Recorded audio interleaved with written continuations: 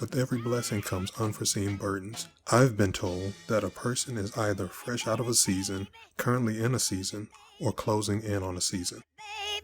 Baby, I'm on a... Come on now.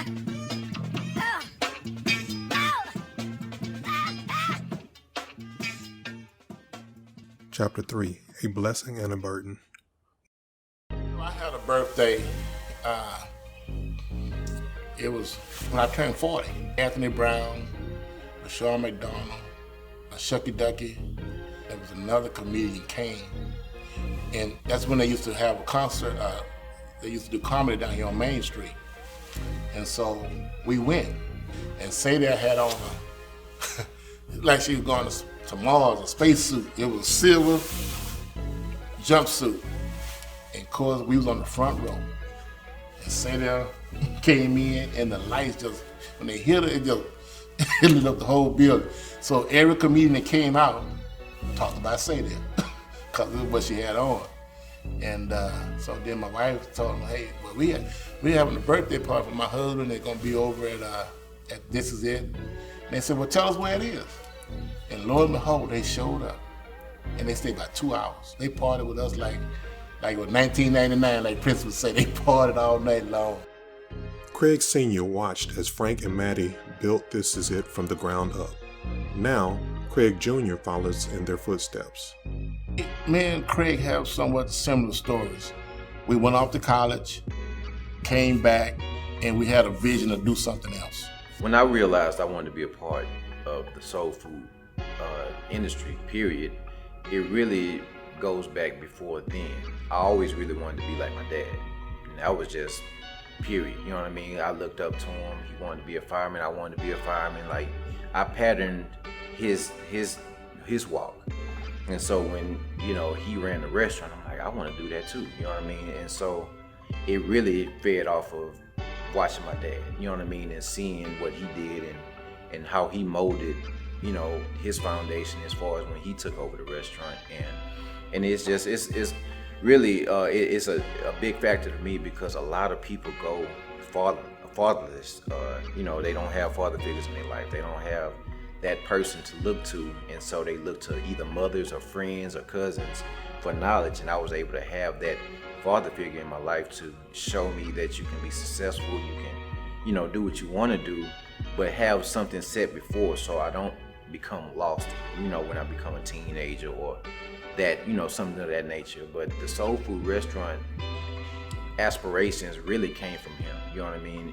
And I watched him, and that's really all, you know, that it took, you know what I mean? And, you know, you ask anybody, Craig Jr. love Craig Sr., you know what I mean? It's my dad. So I watched him closely, and he started me on the register and serving on the line, and it's like I took pride in that, because I wanted neat plates. I wanted his ones and fives turned the same way in the register. It was like I was trying to please him or make him proud that I could handle this one day. And so I think with Craig's mom, she worked for the U.S. Postal Service, and then she had this love of vision, and she wanted to open up her own restaurant. She loved to cook, and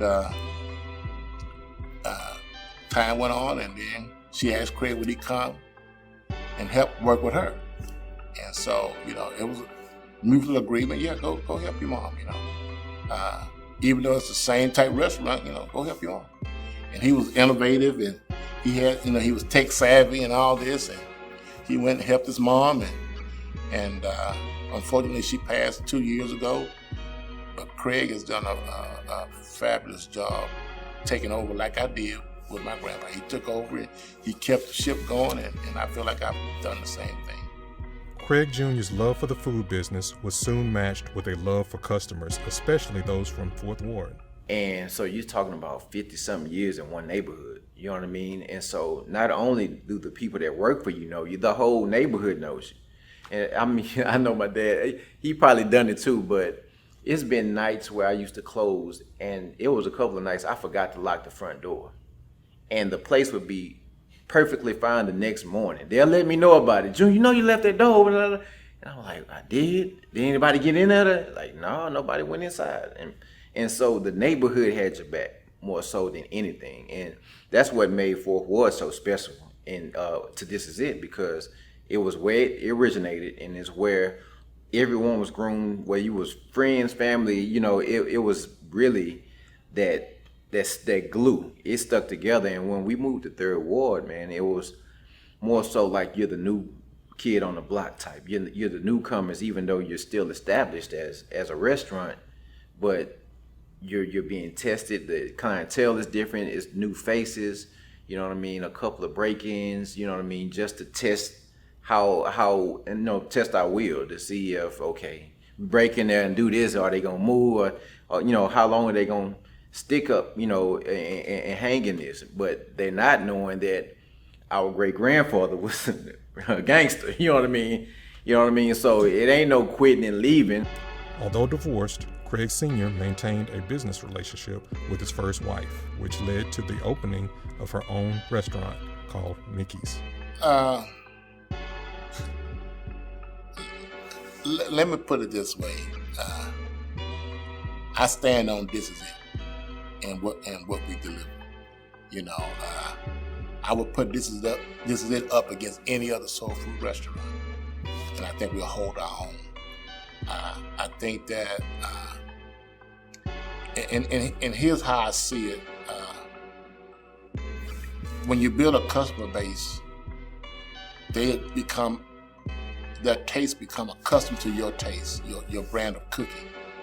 And so we're gonna have our group of folk that just love what we do, just like you have your group of folk that just love what Mickey's do, or just Oxtails, or Esther's, any of those other soul food restaurants. And so, because most of the people that eat at your restaurant are from the communities surrounding you. Now, of course, we get people come from near and far, and then we can have some people go to those other restaurants and may come and say, hey, I went to so-and-so restaurant, but it don't beat your Oxtails, for instance. You know, you got the best Oxtails and the best chili. Then another place may say, well, I went to This Is It, but you're this, whatever. But I would never put This Is It beneath any of them, put it like that. I think we stand alone. I think we have our own flavor, our own touch. I think, though, with all due respect, all the other restaurants have patterned themselves behind This Is It. They have the same menu. Some may have some other versions of items on the menu, but they pattern themselves behind This Is It. So I think that we are the how they would say, we're the trailblazers of soul food. So I've been asked that question, not in the baseball format, but who's the best? And I honestly give this honest answer. They're both the best. But if you're gonna make me choose, you can't go against Mama. You really can't go against Mama. I don't care if she's been in business a year, 6 months, 2 days, you know what I mean? I say she'll come from heaven and come get me if I went against the grain. Like, your daddy, what? You better rechange that answer and tell them what it really is. But on all seriousness, though, I think that I think it ends a tie. I really do, because you have a rich history and This Is It, and then you have a rich young history in Mickey's, and you really can't go against 60 years. You know what I mean? When you've been around just 20, and then she has a different whole type of setup at a restaurant, so that it's like they serve the same food, but it's different. You know what I mean? And it's all really what the customer has in mind as far as the taste, the quality, and those type of things. But I'm not gonna lie, I can't go against mama just because I know she watching me though.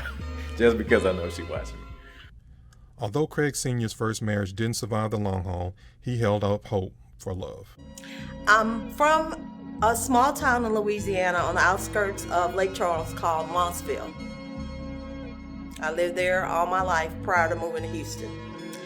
I met Craig. A friend of mine was dating one of his friends. Craig played a lot of softball. And we had gone to a softball game. I had gone with her to see her boyfriend play softball. And Craig saw me there.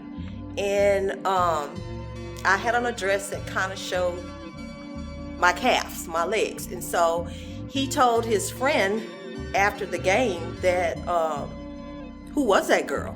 I want to meet her. And I'm not really one for blind dates because I had no idea who he was. But I got talked into it, and so we met, and 6 months later, we were married. Yeah. Don't do that. No, we were married in 6 months. I do not recommend anybody to do that because you don't fully get to know a person in 6 months. But 36 years later, hindsight, we worked it all out. And I'd never met or dated anybody that came from that type of background. When I met Craig, he wanted to take me by to meet his mom. And his mom lived in Fourth Ward. To my knowledge, I had never been to Fourth Ward before. I actually had, because I had gone to This Is It one time with someone else that I was dating, but I didn't know where I was when I went there. And when Craig was taking me, he was going down like the streets the wrong direction, and it's all these little, in my mind, like shotgun looking houses, and people are just hanging out and smoking weed. And I'd never seen anything like that before. When I got home, I called my mama. I said, Mama, I went to a real live ghetto. And she just cracked up. She's like, girl, what you talking about? And I'm like, it's like what you see on TV in Chicago and New York and places like that. It's that kind of atmosphere. I just never seen anything like that before. But I definitely acclimated because we lived in Fourth Ward for a while when we had to live with his grandparents. So, I've been down the street the wrong way once or twice myself since then. So.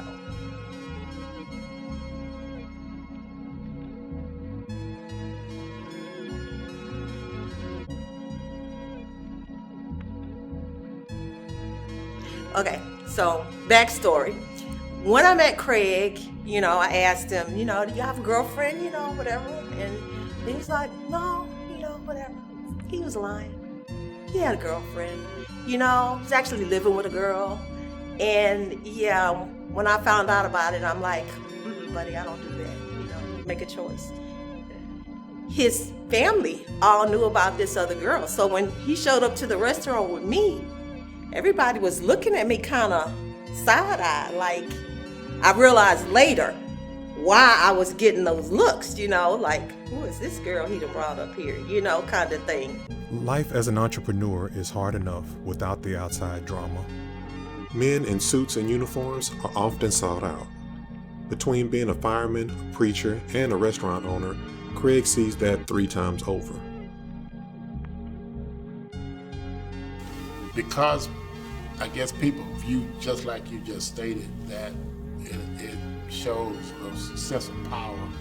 You get a lot of temptations and offers, whether you pursue or it's pursued towards you. And it's kind of like the devil knows your strengths, so he sends something that he knows you're weak in. And so I've faced it a lot, over my years. And because I didn't have, because I guess like anybody, I'm not saying everybody, but anybody can feel vulnerable enough and get weak and give in. And unfortunately, there were times that I did. I would probably, I could say it's mostly myself because I shut down. I guess I consider myself a private person, so to speak.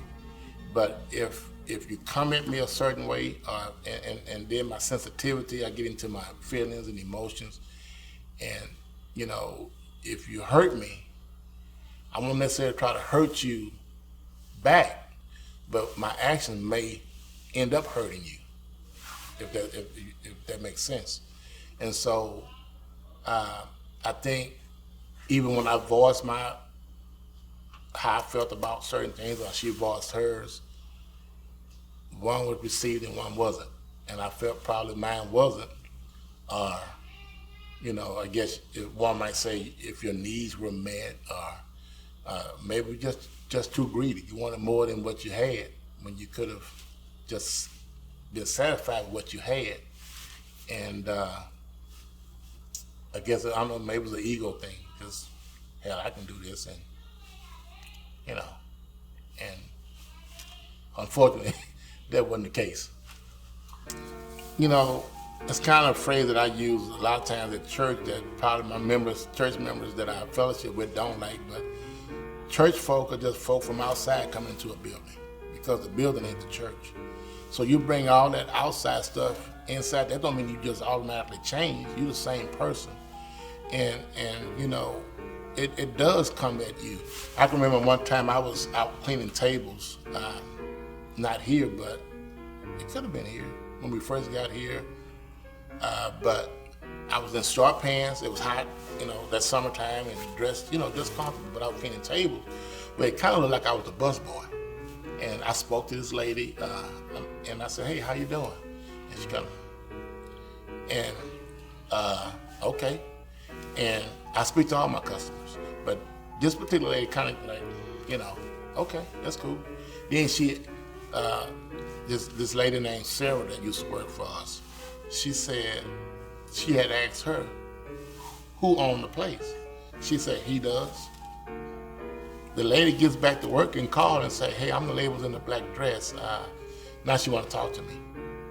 Well, you got those types that's seeking something because they think they can get something, and so being the owner, I'm sure, with all due respect to women, there are some that think that, if you hold a title, there's a benefit behind it, and so some people fall for it, some don't, but yeah, it can be, uniforms and suits, preachers, nobody's exempt. They come at all of us, but particularly when you dressed up and you driving something nice, they just make the assumption, I can jump on this and I get something out of it. It was already tough with Craig being a fireman, because the reality is there's a lot of women out there and who want what they perceive you have. And when he was then thrown into the restaurant, being at the restaurant every day, that just put him in the spotlight even further, with even more temptation. And I can say now that he gave in sometimes, and it was tough. It was tough. There were some times I thought we wouldn't make it, but because I believe in our faith, and our trust in God, our love for our children, our desire to keep our family unit together, we were able to get through all the valley times. And now I feel like we're at the mountaintop. It was hard because when my kids were little, I was at home being mom and dad, and he was working 2 full-time jobs. So that didn't leave a lot of time, to spend with us. And he's making up for it now, though, with these grandbabies. All the time that he didn't have to spend with the kids when they were little, he's given every bit of himself to them now. And I love that. I love seeing that in him. You learn, you grow, and if you're lucky, you persevere. And I believe that's what we did. We persevered. And we're here now. We love each other. And I think our family unit is stronger than ever. In spite of all the wrong I've done, I still tried to be a father, a dad. You know, of course it didn't feel good because I knew they knew. You know, typically boys don't say much. You know, they just hold it in or what have you. And I knew Craig and Chris, I felt like they really supported me. I know Jessica did what she did out of respect. I feel like it was out of respect. Yeah, you still my dad, I'm gonna respect you. But I don't like what happened, and I'm hurting because my mom is hurting. I'm feeling that same pain, is what she's basically saying. And so I just kept being me.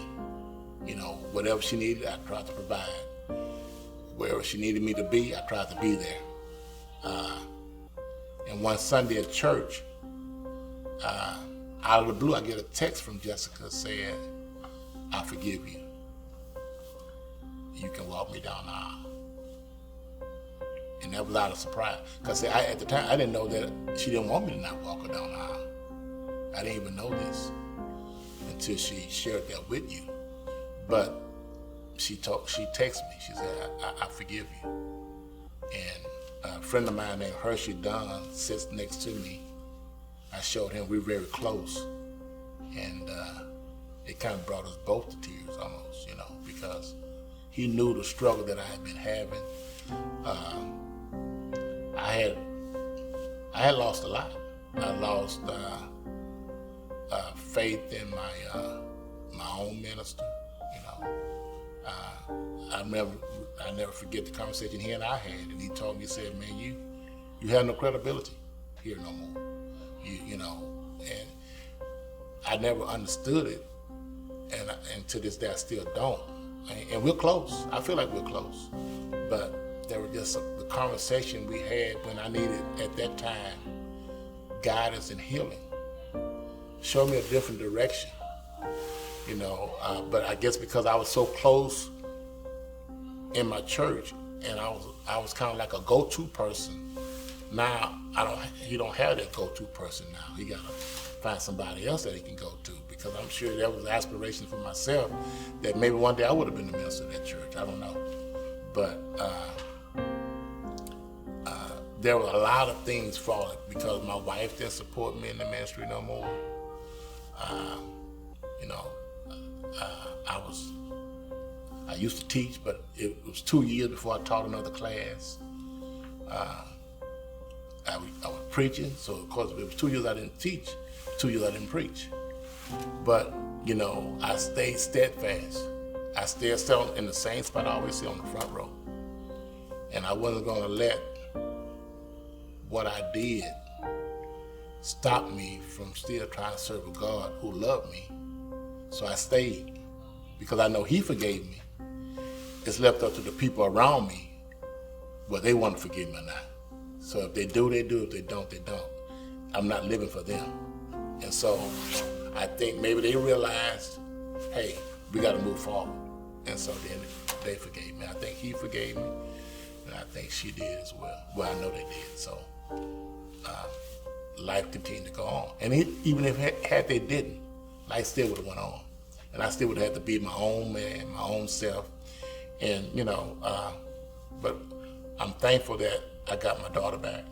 You know, I got my wife back, I got preacher back, friends around me. Because you know how sometimes people know. You know, if Craig been preaching and teaching, and all of a sudden he ain't doing something. Well, and then they would ask me, brother, why you not teaching no more? Why you not preaching? Well, I say, well, you know, just some personal reasons. But ain't nobody stupid, you know. And so,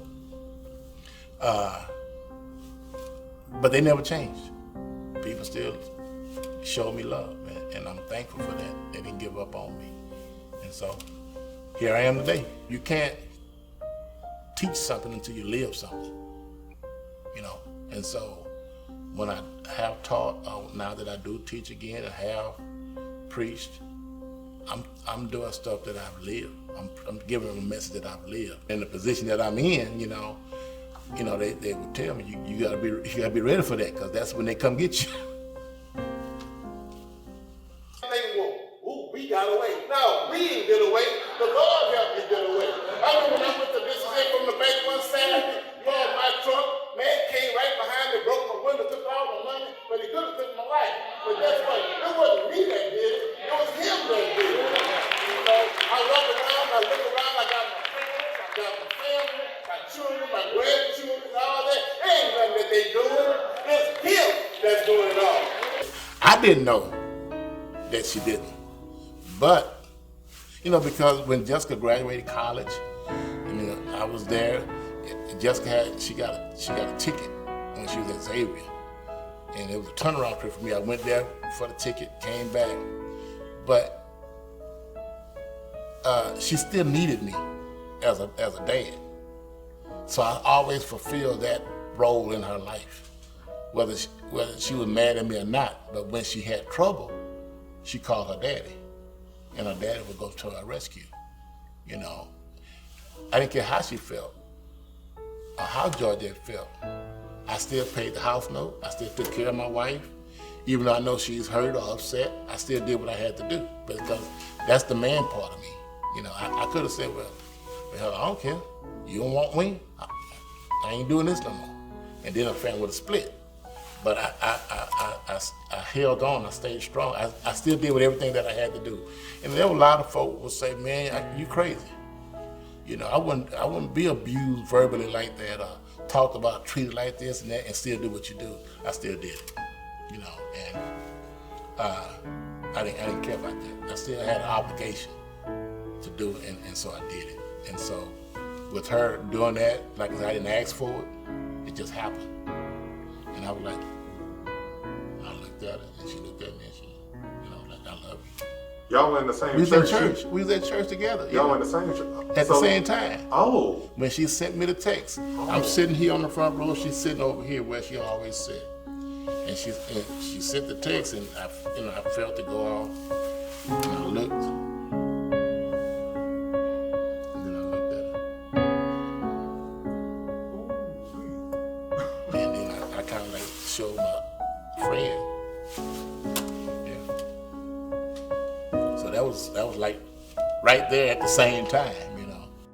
It practically ruined my relationship with my daddy in the beginning, somewhere around 2012. So my early 20s was when I finally forgave my daddy for anything he had ever done. Whether it had been something towards my mama, whether it had been a promise unkept towards me, or towards either of my siblings, whether it was favoritism shown, whether it was not making something that I felt like should be a priority.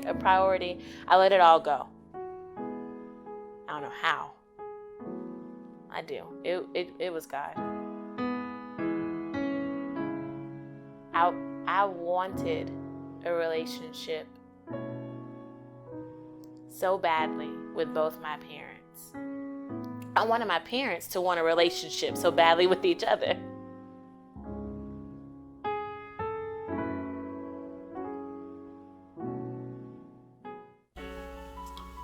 I used to get into my own analogy of why she stayed. And of course, I used to say, well, it's securities, you know. She ain't got nothing to worry about. But, you know, as you mature and get older, you say it had to be love, you know. Because I'm sure she could have got anybody to take care of her. She could have taken care of herself. But, you know, I guess she just say, I guess I said I love her for better or for worse, and so she did, you know. And it don't mean that we've been peaches and cream. We still have some troubled days, you know, and some tough times. And you know, she, you know, I'm glad she's not like she used to be. We don't argue like we used to, you know, and I'm glad of that. And you know, we got these grandkids, and that helps. That's a buffer for us too. So you know, our energy is spent in other areas as opposed to trying to do each other. so to speak. So it was good. But I had some good support. I mean, the minister, his wife, Cynthia Daniels, she would encourage me. There was a song that came out called Close to the Mirror. It's a gospel song. And she sent me a text when they said, that's your song. So I had a brother named Anthony Davis, which would be, he was in my corner 125%, him and Jerry Antone and Veronica Williams. They was like, man, come on, you good. You're gonna be all right, Some people saying it's exposed. Then you got folks sitting around you all the time. They just as dirty as you are, but nobody never know anything because they may not be as important or standing out, so to speak. Not that they're important, but they may not be in the spotlight. So theirs don't hit hard, and so when you got somebody that's always in the cameras, always in the light, you walk in, people know you. That's a target, People want, just like you got Deshaun Watson right now. That's a target. That's a target, and with them wanting to lead, everything, when you run for politics, you don't hear nothing about the politician until it's election time. And then all the skeletons come out of the closet. They want to tell you everything they didn't done. I mean, and these people, Bible says, you without sin cast the first stone. They put the rocks down. Because we all sin. But you still got folk throwing stones. And they're going to throw them. And then when they can hurt you and get you down, they're going to take you down. I promise you they're going to take you down. And I believe there are folk out there today wish that I was down.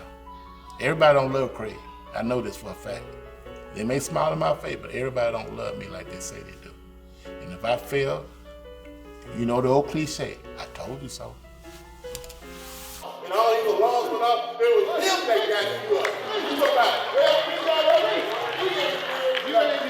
you fed yourself steak, lobster, and all that last night, and you thought that you did. Guess what? Who gave you the money to go back? You did. It was IT that did it. We ain't got nothing to do with it. Are you familiar with the cemetery over there on I-10 and the Beltway? I can't say that I am, no. What about the one out Cullen, Paradise? No, all my family, for the most part, is at Forest Park. Yeah, Forest Park. That's well, it's pretty big. Yeah.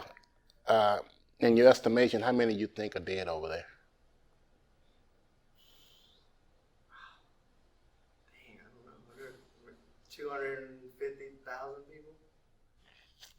All of them. Oh, wait. I'm an idiot. I can't believe I'm filming that. Oh, man. Just some little humor that we try to keep the employees' spirit up around here when we are working. It gets stressful sometimes, and so I ask jokes here and there, crack jokes on them to kind of make them laugh so they can be ready for the day. Because throughout the day, out of 100 customers, it's going to probably at least be one, maybe two that's going to come in and they're going to bring their problems to the restaurant, throw their problems on us, and then if we're not careful, we'll fall into that same situation with them. So we got to be able to lift them up, turn them around with good spirit of service as well as good food, and by the time they leave, I feel better now. So oftentimes, my customers come in and you know them for a while, or you'll see something's wrong, and they just got reprimanded by the boss at work, had an argument on the way here with the spouse, a girlfriend, a boyfriend, and they bring right here and this is it. And so we are more than just a soul food restaurant. We feed the soul with high spirits. So that's how we do it here. This is it. On the next chapter of 40-Weight Gravy. In the next 60 years, I plan on seeing This Is It in every major city in the South. And being young, what else could I reach for knowledge about what was going on? I think it would be something that would never be done before. It would be something that would be, out of this world. You had my kid along with my sister's kids, along with my brother's kids. That's just a lot of minds together. To put one big restaurant together, they don't know what they can do.